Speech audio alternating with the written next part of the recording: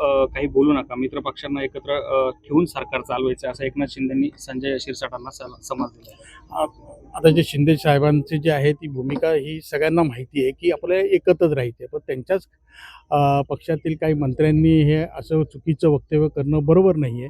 कारण का जेव्हा तिन्ही पक्ष मिळून जेव्हा आपण सरकार चालवत असतो तर पक्षामध्ये एकमेकांचे असलेले संबंध हे सगळ्यांनी जपायला पाहिजे.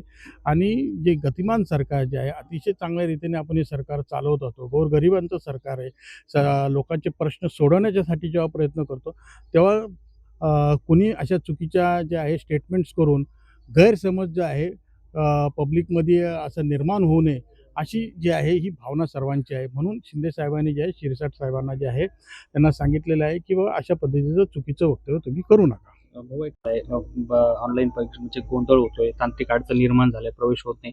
25 तारखेपर्यंत 11वी प्रवेशाला मुदतवाढ दिलेली आहे.